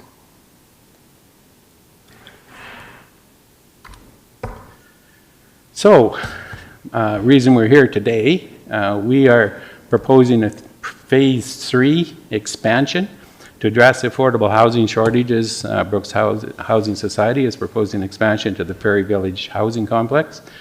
This represents an important step forward we see for expanding affordable housing in the City of Brooks and the Newell County. And we don't want to put ourselves in any type of jeopardy as far as our financial. So we've looked at this very carefully. We want to maintain responsible operations and long-term viability. The project itself aligns with our mission for the Brooks Housing Society, and it has an estimated cost of $7 million. The expansion itself will include 3 8-plex units. One of the 3 8-plex units will be on grade and have 4 barrier-free, it will be a barrier-free unit. Each has 3 bedrooms and approximately 1,288 square feet for each unit. This is the potential site of that, and you'll see it's adjacent to the existing Prairie Village complex. That's how the units would sit on there, the 3 complexes, and then the parking spaces. And we would have, essentially we're going to have close to 2 parking spaces per unit, so we've got ample parking spaces. A rendition of what it would look like. Another one there. Floor plans. And we've talked about financial sustainability a little bit. Prairie Village Housing covers all operating expenses, maintenance, staffing, utilities from our operation income, and requires no ongoing outside funding. Required investment on ongoing repairs and upgrades are also covered from operation and income through an annually managed contingency fund. To the end of 2025, operation income also paid annual property taxes to the City of Brooks to the tune of some $90,000 a year. And the Brooks Housing Society carries no existing mortgage or mortgages and is 100% debt-free. The development sustainability, however, non-profit housing providers often face structural financial constraints. Rent limits are tied to income eligibility, which means rental revenue is purpose-driven rather than profit-driven, which supports affordability but reduces surplus for investment. Development and expansion costs, like the new units, require substantial capital investment that must be funded through external forces rather than internal income revenue. The reliance on grants and government funding can create uncertainty. Funding rounds are competitive and approvals are not guaranteed, and that is typical of nonprofit housing sectors. Long-term development viability depends on securing some diversified funding. The phase 3 development progress to date is we've received support from the City of Brooks, and they provided the donation of the property for phase 3 development, along with their support for our FCM grant. We've completed a detailed project business plan through Collier's project leaders. We've applied for seed funding from Federation of Canadian Municipalities to, to support our business plan. We've selected Jayco Builders to engage in a unit design and a Class B estimate. We're currently seeking a civil engineering firm for the development of the infrastructure plan. Preparations are being made with our financial institutes for a pre-approved mortgage, and the Brooks Housing Society has now applied for a nonprofit charity status. And we're still waiting on that. This is our go, no-go, probably the most important slide. We are going to require funding from Affordable Housing Partnerships. That grant provides up to a third of the benchmark cost of $255,000. So that's the 2025, is they'll provide $255,000 per unit. The applicants must have support, applicants must demonstrate financial stability, be financially viable and sustainable. Applicants must have support from other sources. Equity partners are required with a minimum 5% contribution. Applicants must provide a minimum of 10% owner's equity contribution. So the equity partners in this case are going to be very critical to our success in securing the grant funding. And then subsequently, we see that we're going to require a mortgage on here, and that mortgage is certainly going to be reliant on the fact that we receive the grants. Okay? So that brings us to where we are now. We're working to secure the funding following the extensive work that we've done with our business plans and so forth. The Affordable Partnership Program grant funding guidelines specifically requires that the respondents provide cash equity and do not recognize held assets for the grant application purposes. So they do not recognize the 87 units that we currently have. This project stands on its own. As the owner's equity, we've secured those funds. That's the 10%, the 700,000. We feel comfortable that we have the 700,000 that we can put towards that project. The 1/3 funding grant application would bring in another $2,040,000. CMH seed funding, we're looking at that for another $200,000. We have talked about our mortgage and what we feel comfortable as a society, and how large a mortgage are we comfortable going to, and we've kind of capped that out at $3 million. So the society itself would be putting in $3.7 million into the project, and we now require equity partners to the tune of $1,060,000. And that's the last one. So any questions and discussion around that? Thank you for that presentation. Very informative, interesting. Are there questions? Yes. Go ahead, Councillor Scanner. I'm just curious, I see the most that you have is 2 adults, 5 children. Do you put a cap on that? No? So that's just... It's a 'cause demographics of it today. you haven't seen a need for more bedrooms than 3? Yes, we have. We have long waiting lists for 1, 2, and 3 bedroom units. We have waiting lists, inquiries for 4 bedroom units. We currently don't have any 4 bedroom units, but we through our property manager, we place families depending on their gender of their kids and how many kids are in the family, and in 3 bedrooms, and so that's a continual kind of process to try to fit families in. But we don't have any 4 bedrooms. There's a great demand for that also. Okay, thank you. Councillor Johnson and Councillor Screen. Can you just explain the equity partners? Because that's what we would be. So part of the funding. Your mic, I think, is off, yeah. Sorry. Yeah. So part of the funding that we required is for the grant application requires that we have equity partners. In the criteria for it, they list it at 5%. It has to be a minimum of 5%. So you can't even make an application unless you have at least 5%. We would like to think that we could do the project with only the 5%, but we can't. We wouldn't be in a position. We need more than that.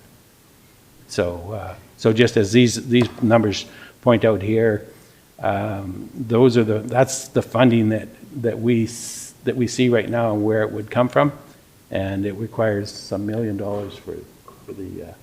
from the equity partners. Does that answer your question? Yeah. Maybe I can just add to that. The Brooks Housing Society has never engaged in any kind of fundraising. We've never had to. Currently, I really like to promote that we have a sustainable business model. We paid off mortgages. We are able to put about $25,000 a month into major capital maintenance reserve and into major expenditures like taxes and so on. And many of you know, like this year, we're currently facing about a $90,000 insurance deductible for the hailstorm that went through. We picked that up in our operating budget. So we haven't had to go looking for money until we decided we want to expand. And so we've tried to do our best in terms of looking at all kinds of scenarios and reviewing our ability, and really basically the bottom line is our ability to pay back in our operating offer through our operating budget and continue to maintain that sustainable business model with 100% affordable rental rates. We're not moving into the market.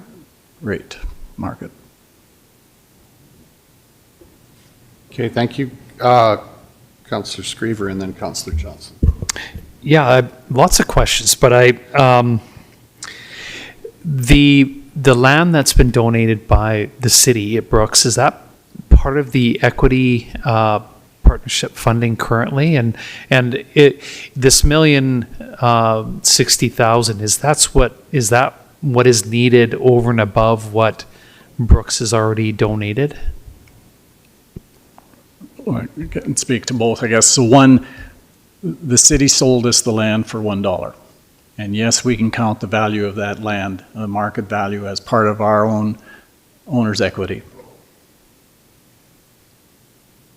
If you want to add anything, Lawrence. Okay, thank you, Councillor Johnson. I have some questions trying to understand kind of the nature of the business of affordable housing. So I know it's about 2/3 of the residents are quite transient, less than 3 years. So are people moving up and moving into their own housing? Are they just moving around a lot? What would that be? And the second question is, the living wage in Brooks is listed at $22 an hour, which is what bottom end employees or lower income earners at JBS are making. So why are we seeing so many JBS employees utilizing this? Pass that to Mayor. Can ask Mayor to answer some details, but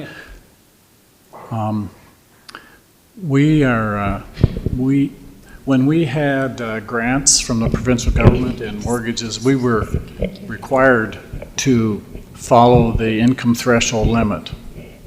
And those were given to you in terms of combined wage for a family or whatever that wants to rent. And so if they have that income or less based on their previous CRA returns, they qualify. It doesn't matter size of family or whatever, it's based on income.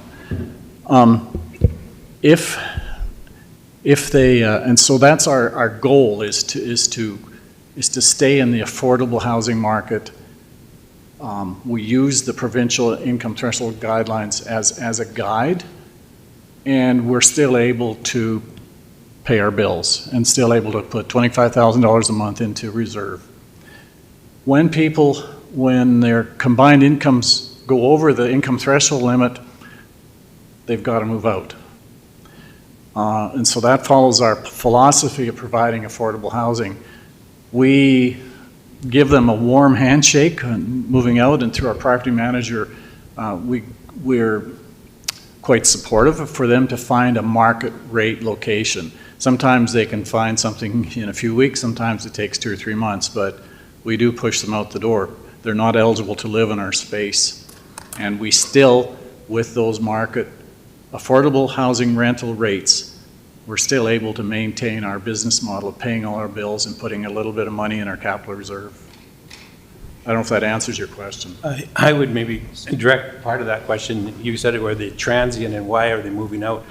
I'll direct that to the mayor. I don't know if it's a purported fact that they reached their salaries and they moved out, or if it's just transient as the nature of the business, right?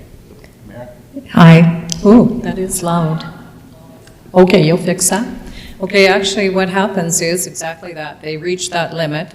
We review that in June when they get all their tax returns back, and they normally, that is the reason that they are moving out, is because they are over our limit.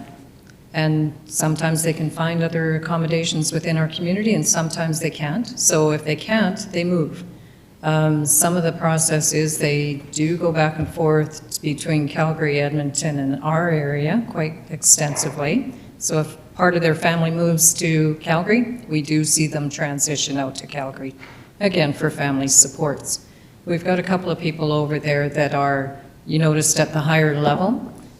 They came from Ukraine, and so we kept them because of the fact, well, we've got them already notified several months ago that they have to move, but they are just to the point now where they're waiting for visas and things like that, apparently. So apparently if they move during that trend, during waiting for these documents, they have to start the process all over again. So we are giving them a little bit of wiggle room on that group.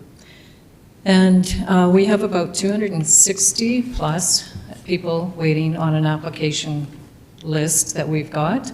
The minute somebody moves out, it's like a scramble. We get people in as quickly as we can. We do a full clean, of course, and upgrade of our units. And then the next group comes in. The people that have applied a long time ago, sometimes it's over a year before we can get them placed. But you phone through that list and you ask them all the time, do you still want to be? Absolutely. They want to come over to our site because it's well maintained and clean. And we look after people as best as we can.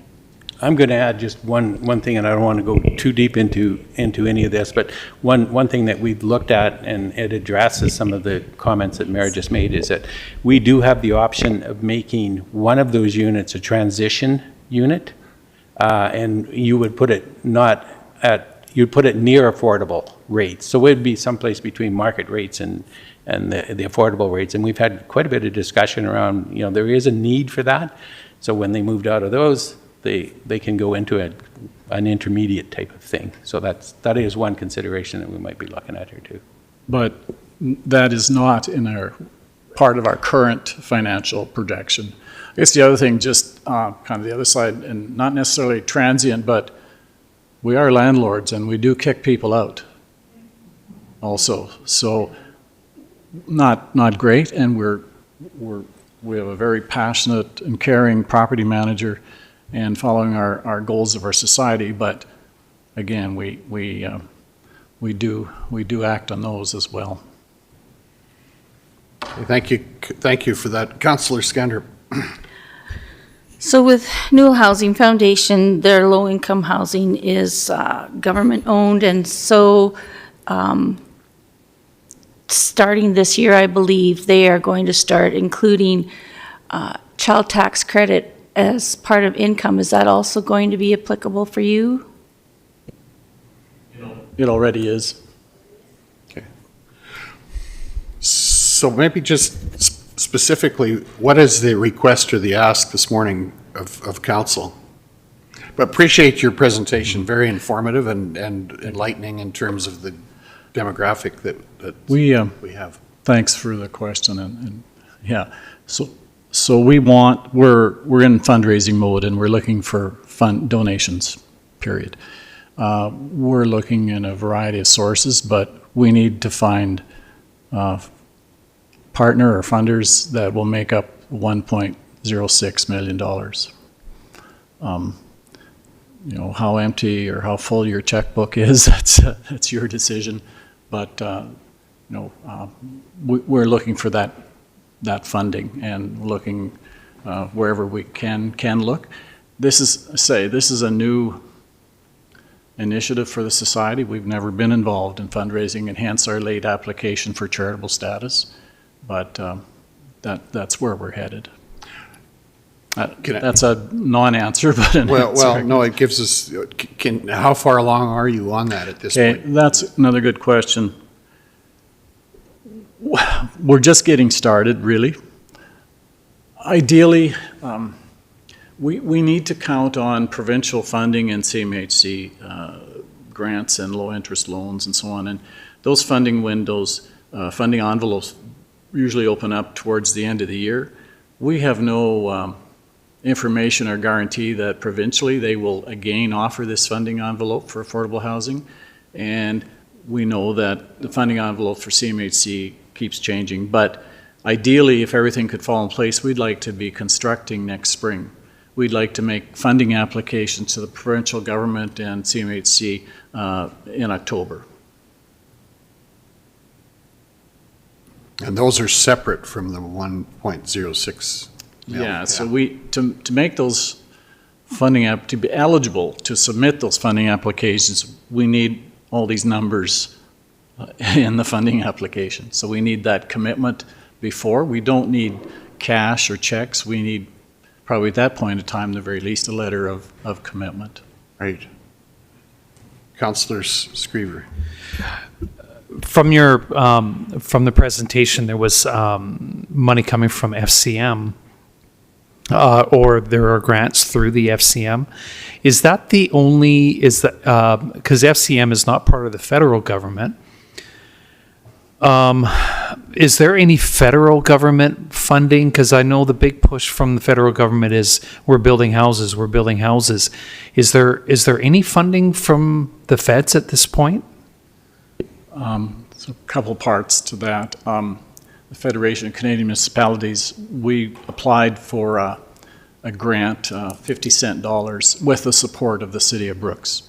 And we're just now, so that was for pre-development work. And we've gone through a lot of that, soil surveys, business planning, and so on. And so we're just making the claim back on that grant right now. In terms of federal funding, there is the CMHC seed funding envelope that's on this page, or this slide. That's one. We're also working with kind of another national matchmaking kind of service, if you call that, the Partners for Affordable Housing, based primarily in Calgary and Toronto. And so we're just registering our project on there now, and that's put out to a variety of philanthropic organizations across the country. And I guess we, just like a dating app, we hope that somebody might pick up the phone. So we're exploring other things. Things change. You know, you hear about the Housing Accelerator Program. You hear about other programs in CMHC. Some is rural, northern, some is indigenous. There's quite a variety of announcements and funding envelopes, but at this point in time, the CMHC seed funding is the only one that seems to apply. We would be eligible for low interest grant, or low interest loan, sorry. Again, the CMHC works hand in glove with a provincial housing ministry as well. So they take the information from the provincial application and use it for the CMHC application kind of at the same time. But specifically, I can't tell you if there's any other specific funding envelopes. If somebody knows of some of them, we're sure open to hearing about those. How many other groups, or is there like this 1,060,000 is sort of a puzzle you're trying to put together?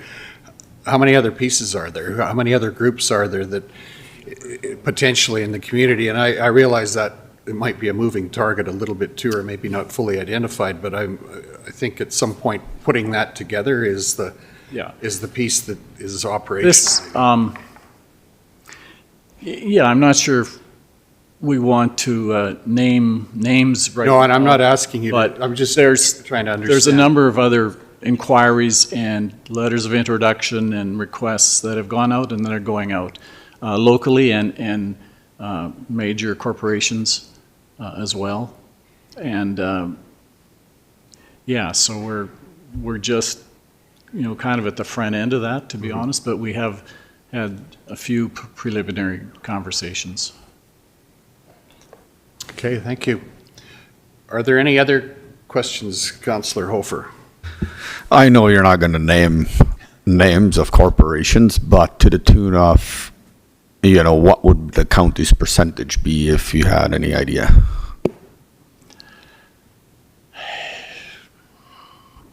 You know, I personally, so I would, and we've had these conversations, so I guess it's maybe the board's opinion too, but you know, we hope that, you know, we could approach a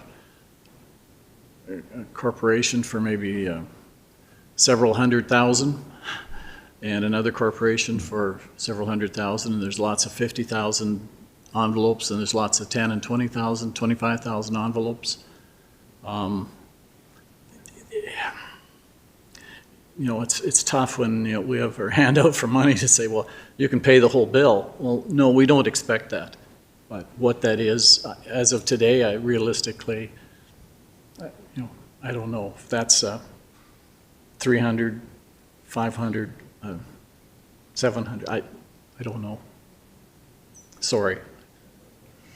Okay, I mean, I sense the situation, I mean, you're early in the process. Yeah. And appreciate your presentation. I think one thing. Oh, go ahead. Councillor Kopp, and then I'll invite you to go. You have applied for charitable status. Is that for sure that you will get that, or is that still up in the air? I won't let Mara speak to this because she's frustrated with the process. There's no guarantee. We don't see any reason why we wouldn't.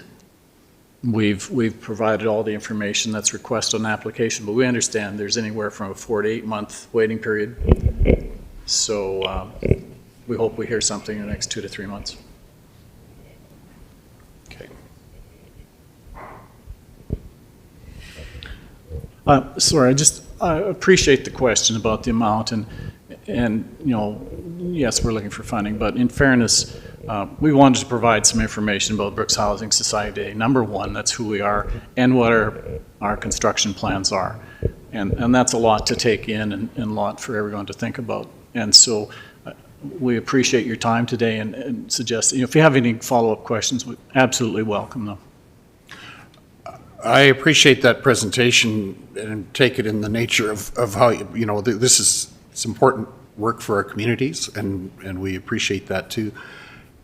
And, we'll take this under advisement, and I think we're open to further conversation for sure, and appreciate that this isn't a specific ask for today other than an awareness and probably open to further conversation as the pieces get put together. And, I think the county is often a part of that puzzle in the community, and we're interested in that. So. Yeah, we appreciate you don't get questions for funding all the time. So.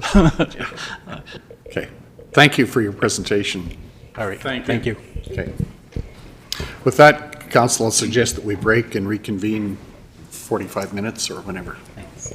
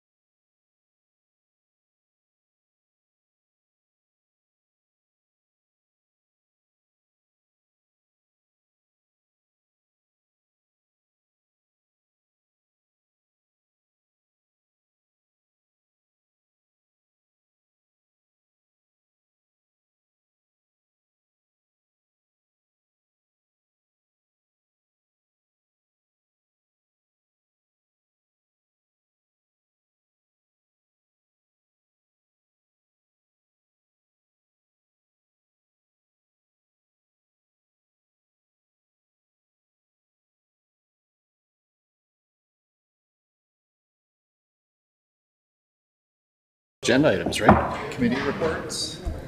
Yeah, we've done committee reports. Oh, no, we haven't. you're going to talk about tech, right? I'll do after you'll talk about tech, but let's let you probably talk about it. Sure, yeah.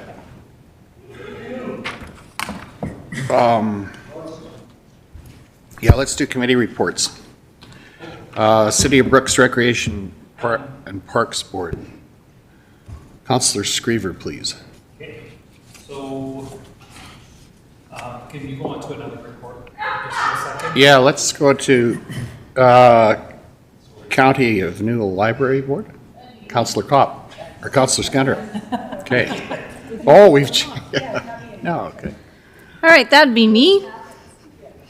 The County of Newell Library, that's pretty easy. We toured the Brooks Library. That was pretty interesting. Got a lot of neat things going on there. Genealogy has their own little area. I thought that was pretty interesting. And then we just went through all the audited books for all the different hamlet libraries and county libraries. And then the only other thing we had to do was we worked on a policy for AI. So, and then I'll just do short graphs since I'm here already, and it's another library system. Again, nothing really special happened except they got some concerns about what the government's going to decide now about, they have some public libraries that are in schools, and so because they had some books that were banned in school libraries, they're concerned about what they're going to do with their public libraries that are in schools. So there was some concern about that, and then just that we had to change some policies because FOIP is now non-existent, so we had to change some policies about that. And that's all I have to report about those two libraries. Thank you, Councillor. Are there questions? Let's go to Grasslands Regional FCSS.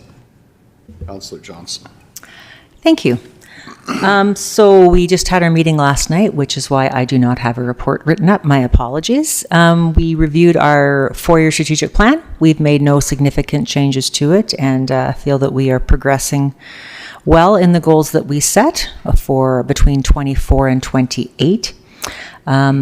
We also just reviewed, we took over the home cleaning program and Meals on Wheels as of January 1st, so that there was some kinks to work out, of course, when you transition from one organization to another, but it is, it's going well. And we approved 2 micro grants. One is actually rather cool. It is a for board leadership and a governance workshop to be hosted in May in Brooks. There was one previously in Medicine Hat. This will be one hosted in Brooks. Should be really good. That's a bunch of organizations working together: Shortgrass Library Board, Medicine Hat College, Community Foundation, Community Development, Community Futures, YMCA, City of Brooks. Should be really good. And the other micro grant was around grief. Yeah, so that's what's happening in FCSS. Thank you. Greg. City of Brooks Recreation and Parks. Yes, I am ready now. Thank you. Councillor Screever. Yeah. Thank you, Reeve Dirksen. So Neil and I, we attended the meeting last week, and I apologize that we don't have write-up, but the meeting was last week. So anyway, so we had a presentation by Sean Fraser from Brooks Minor Ball, and just to indicate that there's it's very, very popular minor ball in the area here, and we discussed just some ideas of charges for groups and other teams outside of Brooks Minor Ball to use the diamonds. So we're looking at some kind of fee schedule for that. We looked at we're working on our master plan. So we have kind of an action plan, and we worked on a little bit of scheduling, and so that's in the works, and that'll be an ongoing type of function that we'll be doing. We are also doing a bit of a bylaw change, and it's off to the city for approval, but it is to approve the Franco School representative to be joining our recreation board. And then the bylaws, that we had some final edits to do, and it's to the city now for approval. And we'll be electing our chair and vice chair next meeting. So that's been put off for one more month. Anything else, Neil? Okay. Okay, thank you. Any questions? Seeing none. Newell Housing Foundation. Councillor Scanderup, please. Newell Housing Foundation, just an update that, we had a pipe freeze and flood 10, but 10 units, but 3 for sure had to be completely redone. But everybody but I believe 2 are back into their own spots, and they understand why the pipe froze and have fixed that. And then we wrote off a couple of bad debts from 21 and 23, but only for an amount of $748, so I didn't think that was too bad. And then we worked on some policies, and we did some strategic planning last week. So we kind of had a busy time at Newell Housing Foundation. Again, with the policies, because of FOIP being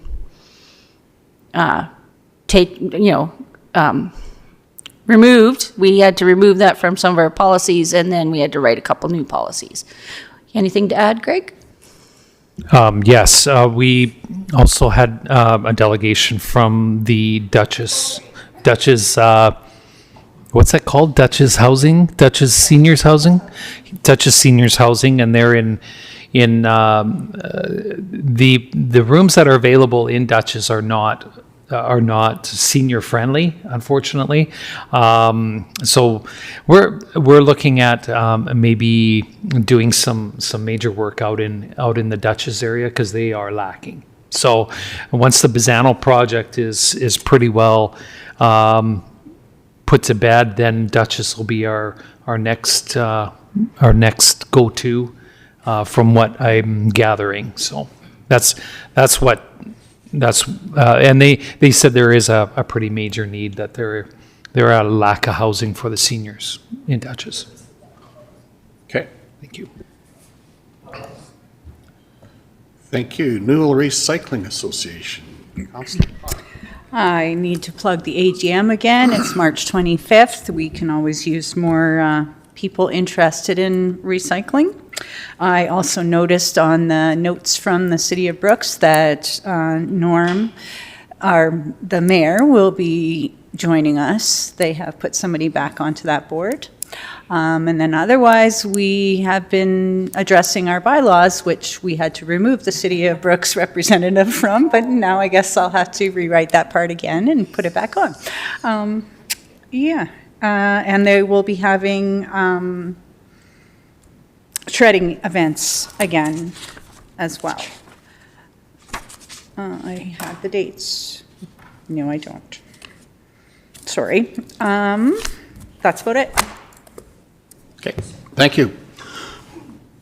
Excuse me, Councillor Johnson. May I ask a question about your ADA report? You had mentioned in there that there was a discussion of up to 900,000 acres of irrigation opportunity in Saskatchewan. What water basin is that going to be coming, or they're potentially looking at it coming out of? Diefenbaker, like just off the end of Alberta here. I mean, that was a presentation by a representative from the Saskatchewan irrigation government. That isn't imminent, and they're looking for help, actually. But what an opportunity. Like, it just, and it sounds like they're going to do a lot of it. Maybe not a lot of it, but where they can, like, it's available, which is great to see. Councillor Johnson, you had a comment?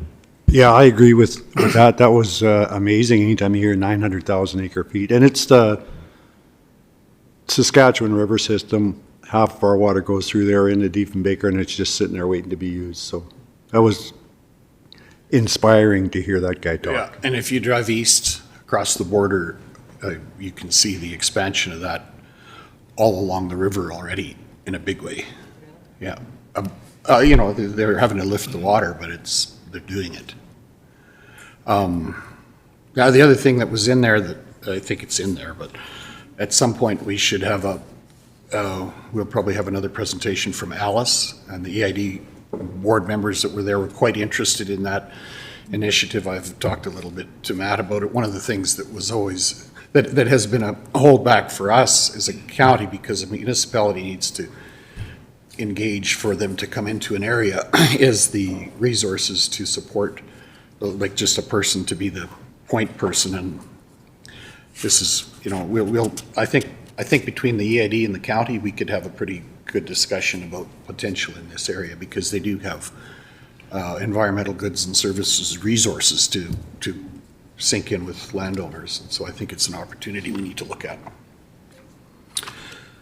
Okay, any other questions on an AIDA?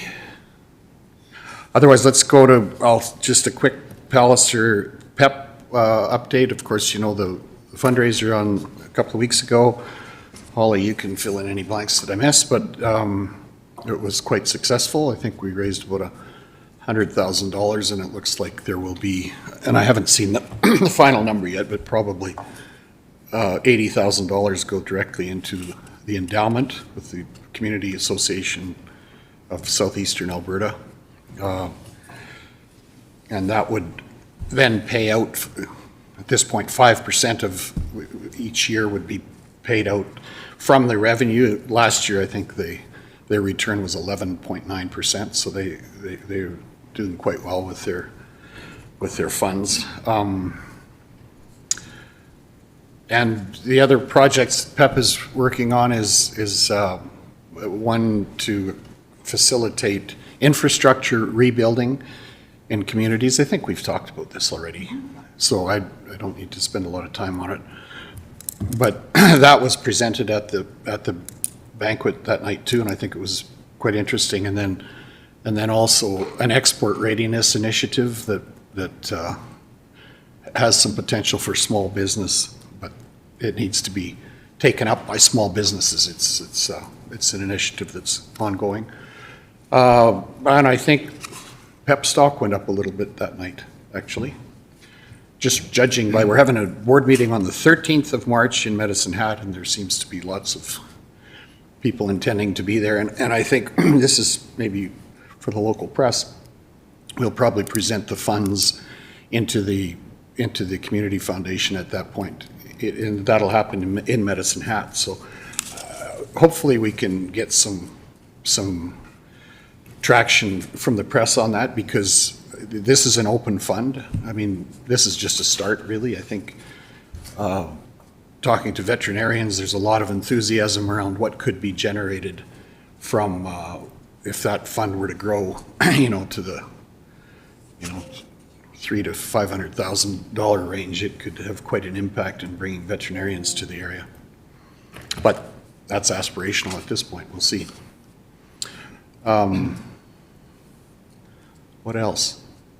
I think presentation from the University of Calgary there was very, the vet school was one of the positive presentations that evening, I think, and very popular. So let's move on if there's no questions. Kelly, RMA. Just before I go to RMA, I want to let you know I forwarded a poster to all of you just now. It's a fundraiser going on in Bazzano on March 14th, silent and live auction items. They're raising money for the Bazzano Pro Rodeo. A table of 8 is only $120 if we pre-register or pre-purchase. So if anybody would like to know, let me know, and I'd love to make that happen. On to RMA, just to let you know that yesterday I had the privilege of attending 2 council meetings, one in Vulcan County, one in MD of Foothills, and where President Kara and Dwayne and Tasha all represented RMA and answered questions, and that was very well received. And also that President Kara is sitting with Municipal Affairs at his invitation for today's budget. So we will have, in short order, a fairly comprehensive report on the laying of the budget here pretty quick. So wish everybody luck on their endeavors and interests in that budget. That was about it. Okay. Not Thank just you. happened yesterday. Right.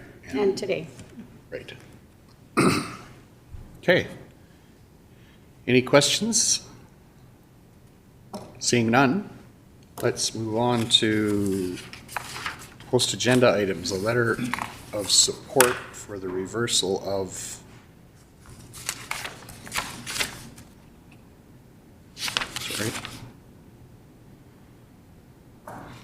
the decision to close the Lacombe Research and Development Center. Matt, go ahead, please. Yeah, through the chair, we received a letter from Lacombe County CAO. They're on a letter drive looking for letters of support, asking that decision to close the Lacombe Research and Development Center be reversed. I think County of Newell's in a good position to understand the challenges that come locally when a research center is closed, so we thought we better get this in front of you timely for a decision on whether you would like to send a letter signed by the Reeve in support of their efforts. A little bit, comment? I would just say, yes, I think we should do that. Yeah, a little bit of, I don't think the closure is as imminent as, I had a visit with the ADM, Conrad, I can't remember, at AIDA.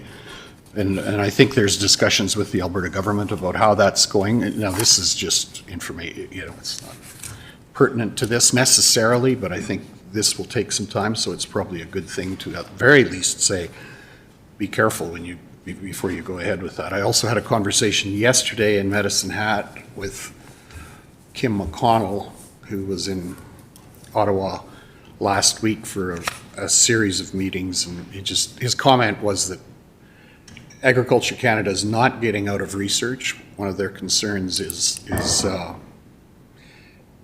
the amount of research dollars that are going into facility building. And one of the questions he had for me is, what have we learned here at CDC that could be informative with regard to how they move forward? So I think we'll follow up with that through Matt. I didn't have answers to that question at the time, but I think Matt's got an interesting perspective. Depending on the life of the asset, if you haven't, and governments don't typically, federal and provincial governments typically deal with an annual budget, and that's the end of the story, whereas municipal governments tend to, at least the ones I like the best, set aside some funds to replace an asset when they build one. And Matt talks to us about that all the time. But if they haven't done that, then if the assets are getting to the end of their life, then the reasonability, they have to be rebuilt somewhere. I'm not sure where that fits, but I think that we will probably end up in some conversations with some people relative to that because of our experience at CDC, and certainly Matt and his crew are the people who are informed on that better than some of us are, for sure. So, but were you making a motion that we send a letter of support?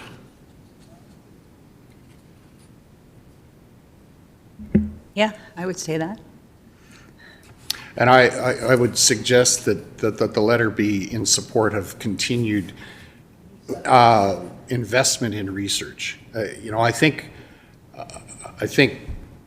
when you have, when they've got the infrastructure in place, as we've seen out here, we can make some. Let's make sure we're using the infrastructure that we have, not starting over or being short-sighted in terms of what's happening. So I'm sure we'll draft a letter. Yeah. Yeah, I'll make the motion to write that letter, and I'm sure that it can be drafted appropriately. Yeah, good. All in favor, please indicate. That is carried. Thank you. Seeing no other post-agenda items, I would entertain a motion to move in camera. Councillor Johnson? All in favor, please indicate. That is carried. Thank you.